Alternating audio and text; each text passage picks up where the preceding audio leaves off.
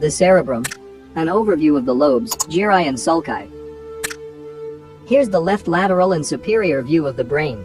On the lateral view, the cerebrum, cerebellum, and brainstem can be identified. The cerebrum is the largest part of the brain and is responsible for a wide variety of important functions. It is divided into two halves as seen in the superior view. Here's the longitudinal cerebral fissure, which is the space located between the two halves, or the left and right cerebral hemispheres. The anterior region of the cerebrum is called the frontal lobe. It is responsible for managing higher-level executive functions, such as planning, problem-solving, behavior, memory, movement, and expressive language. Its borders are the central sulcus and the lateral sulcus, also called the sylvian fissure.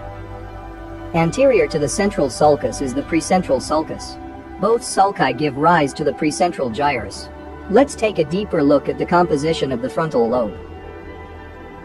The precentral gyrus is the primary motor cortex. It is responsible for the execution of voluntary movements. The superior and inferior frontal sulci divide the frontal lobe into the superior, middle, and inferior frontal gyri. The inferior frontal gyrus is further divided into the pars operculum, the pars triangularis, and the pars orbitalis.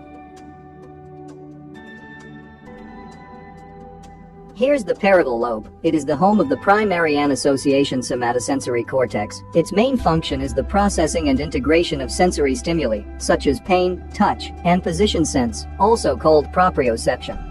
The central sulcus and the parieto-occipital sulcus, along with a portion of the sylvian fissure, are its borders.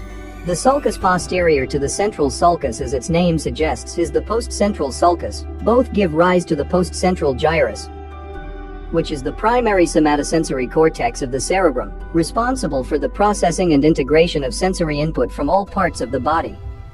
The parietal lobe is divided by the intraparietal sulcus into two smaller regions, the superior and inferior parietal lobules. The inferior parietal lobule is further divided into the supramarginal gyrus and the angular gyrus. Here's the temporal lobe. It contains the primary auditory complex and is responsible for processing auditory stimuli, emotion, language, and memory. On the lateral view, two sulci can be seen, the superior and inferior temporal sulci, which divide the temporal lobe into the superior, middle, and inferior temporal gyri. The occipital lobe. Located at the back of the cerebrum, the occipital lobe contains the primary and association visual cortex. It is responsible for the processing and integration of visual stimuli. It analyzes, recognizes, and stores the memory of visual input.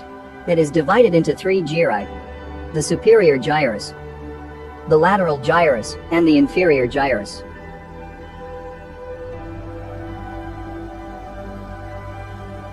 The cerebrum has a fifth lobe, hidden inside the lateral sulcus. Let's open the lateral sulcus to expose the insula. Here is the insula and its surrounding structures. A coronal section of the brain demonstrates another perspective of its exact location. The insula plays a major role in risk-reward behavior, gustatory and sensory motor processing, pain pathways, auditory and vestibular functioning. This lobe also has a central sulcus, which gives rise to a set of short gyri and long gyri. Inferiorly is the temporal operculum, also known as Hirschfield's gyrus. The coronal section of the brain demonstrates the location of the temporal operculum in relation to the insula. Situated superiorly is the parietal, frontal, and orbital operculum. On the medial or mid-sagittal section of the brain, we see the frontal lobe,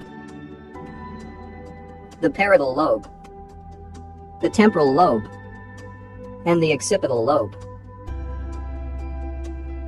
The medial aspect of the parietal lobe is called the precuneus, and the medial aspect of the occipital lobe is called the cuneus. Here is the cingulate sulcus, the cingulate gyrus, and inferiorly the corpus callosum, which is a large bundle of nerve fibers that allows communication between the two cerebral hemispheres. Here are the paracentral and central sulci. Both border the medial portion of the precentral gyrus. Anteriorly is the medial aspect of the superior frontal gyrus and the gyrus rectus. Here is the medial part of the postcentral gyrus. The subparietal sulcus, which separates the medial parietal lobe or cuneus from the cingulate gyrus. On the occipital lobe, there are the parieto-occipital sulcus and the calcarine sulcus. This is where the primary visual cortex is located. This is the lingual gyrus, the collateral sulcus, and the occipitotemporal sulcus. Between the collateral sulcus and the occipitotemporal sulcus is the fusiform gyrus, also called the lateral occipitotemporal gyrus. Medially to this is the parahippocampal gyrus and the uncus. Let's look at the last view of the brain. Here's the inferior view of the cerebrum, showing the frontal lobe, the temporal lobe, and the occipital lobe. The parietal lobe is not seen because of its position above the temporal lobe. The space between both frontal lobes is the longitudinal cerebral fissure. Other important structures include the olfactory sulcus, the orbital gyri, and the gyrus rectus. The anterior portion of the lateral sulcus seen here delimits the frontal and temporal lobes. Let's look at the structures of the inferior temporal lobe. Here's the inferior temporal sulcus, the occipitotemporal sulcus, and the collateral sulcus. Medially is the parahippocampal gyrus and the uncus. Both occipitotemporal and collateral sulci gives rise to the fusiform or lateral occipitotemporal gyrus. Lateral to this gyrus is the inferior temporal gyrus. An important structure seen on the occipital lobe is the calcarine sulcus, and posteriorly is the lingual gyrus.